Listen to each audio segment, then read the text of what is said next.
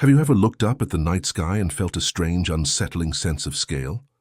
Like we're just tiny specks on a cosmic dust mote, floating in an endless sea of nothingness.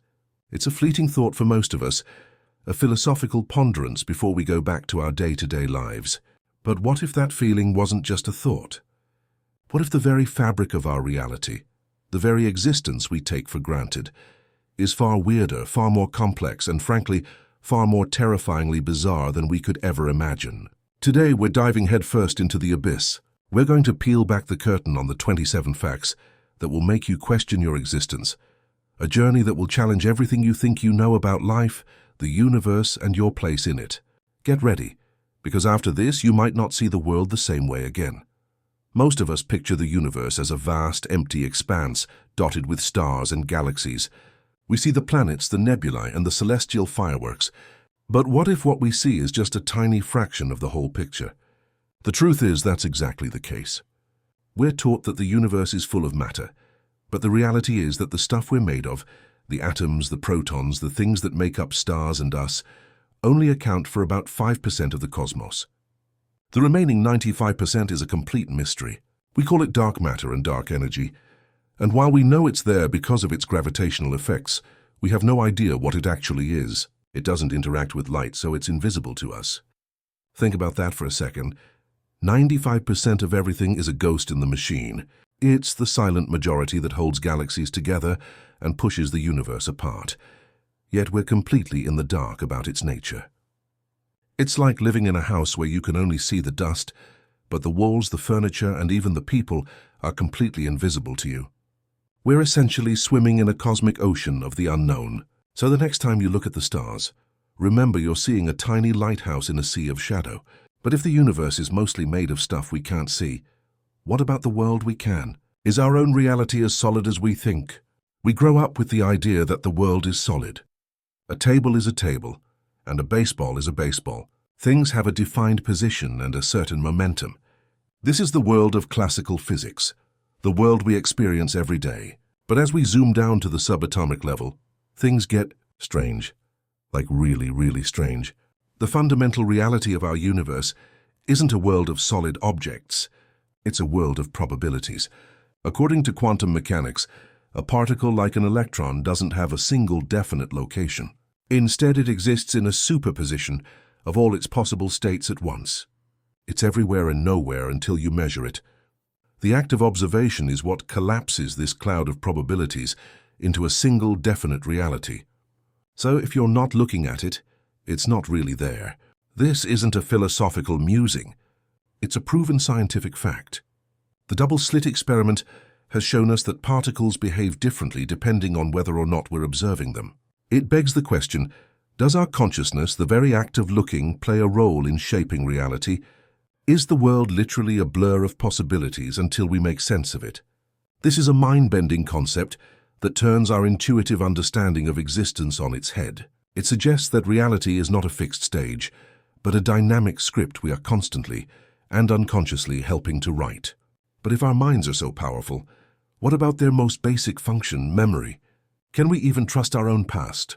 We think of our memories as a kind of historical record, a collection of mental photographs we can pull up to revisit the past. But what if I told you that every time you recall a memory, you're not pulling it from a static archive? You're actually rebuilding it from scratch. This process of reconstruction makes your memories highly susceptible to alteration. The Elizabeth Loftus studies on eyewitness testimony have shown us just how easy it is to implant false memories in people, to make them remember events that never happened. Think about that. Your brain isn't a perfect video recorder. It's a creative storyteller, constantly editing, omitting details, and even adding new ones. The Mandela effect, a phenomenon where a large group of people share a false memory of a past event, highlights this on a massive scale. People genuinely remember Berenstain Bears being spelled Berenstein, or that the Luke "I am your father" line from Star Wars was slightly different. So the memories you cherish, the ones that define your personal history, could very well be a blend of fact and fiction, a narrative crafted by your own mind. It begs the question, if the past isn't fixed and our understanding of it is malleable, what does that say about our identity? And what about the future? Is it truly a blank slate, We pride ourselves on our free will, the idea that we are the masters of our own destiny. We make choices, and those choices determine our path. But what if that's an illusion? The philosophical concept of determinism posits that every event, including our decisions, is the inevitable result of a chain of prior causes. In this view, if you knew the exact state of the universe at one moment, you could, in theory, predict every subsequent event, down to the tiniest detail. Think of a game of pool. Once you hit the cue ball, its trajectory and the paths of all the other balls are set in motion. There's no choice for the balls to make. This isn't just an ancient idea. It's supported by some interpretations of physics. If every particle's movement is governed by a set of predictable laws, then our brains, which are just collections of particles, might also be just following a pre-written script. Your decision to watch this video, your thought process, your very existence, could it all have been determined from the moment of the Big Bang? It's a chilling thought. If our lives are just a play with a pre-written script, where does our sense of self, our dreams, and our aspirations fit in? It's a radical departure from the American ideal of rugged individualism and self-determination. But if everything is so intertwined, what about life itself?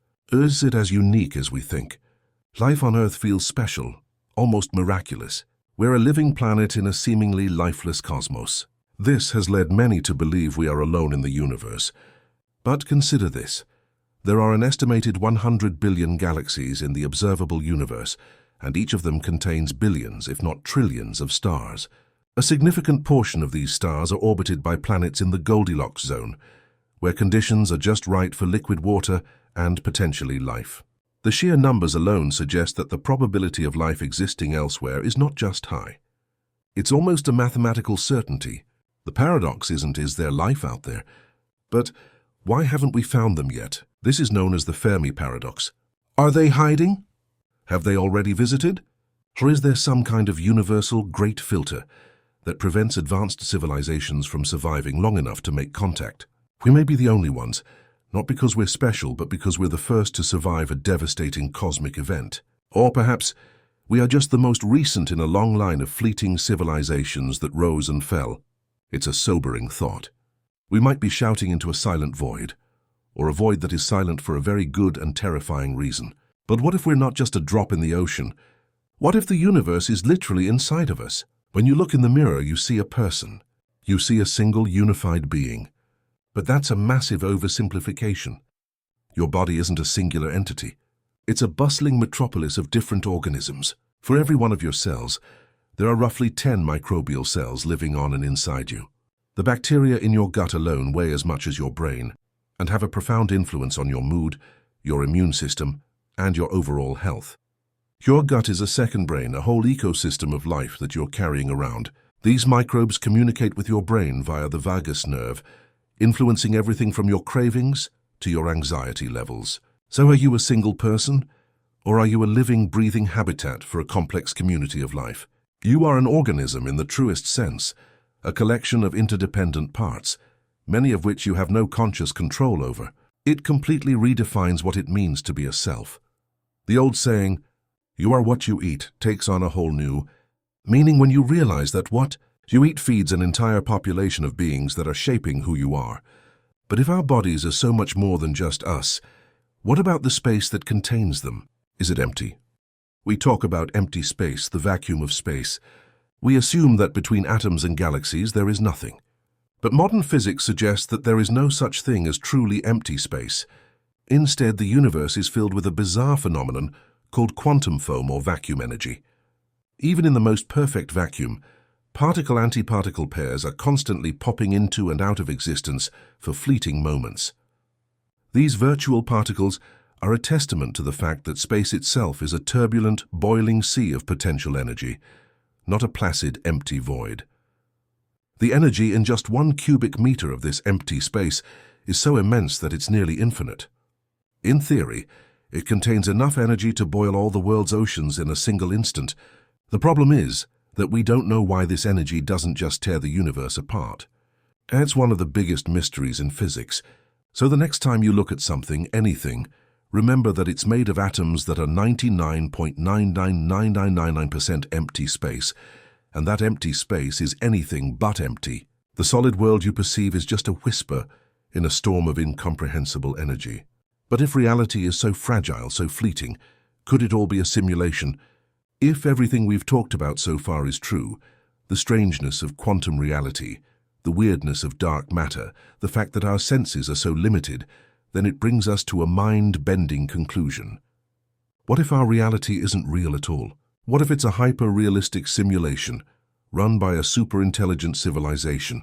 This idea, popularized by philosopher Nick Bostrom, suggests that in a universe with advanced technological civilizations, it is almost certain that at least one of them has run a massive simulation of its own. Given the sheer number of possible simulated realities, it is statistically more probable that we are living in one of them than in the base reality. While this sounds like science fiction, some physicists have seriously explored this. They've looked for glitches in our universe, like the precise values of fundamental constants or the weirdness of quantum mechanics that could be evidence of code. Think about it. Our reality could be an ancestor simulation of a post-human society, a video game being played by a super-intelligent AI, or even a test to see what happens when a consciousness is born in a virtual environment. It's a chilling and humbling thought. You could be a character in a cosmic video game, and the laws of physics are just the rules of the game. So what if you just reach the end of the level? If this video has twisted your brain into a pretzel, you're not alone.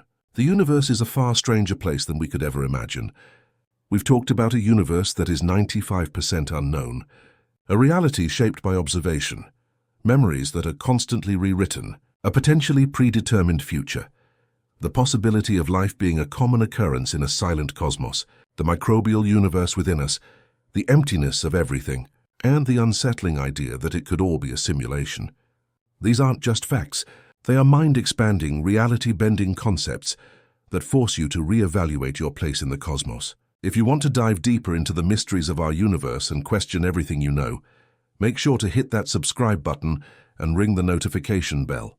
And let me know in the comments, what was the most mind-blowing, existence-questioning fact you learned today? Was it the simulation hypothesis? The quantum foam? Or maybe the fact that you're a walking, talking microbial ecosystem? Keep that curiosity alive. The world and the universe are waiting to surprise you. So what else are you willing to question?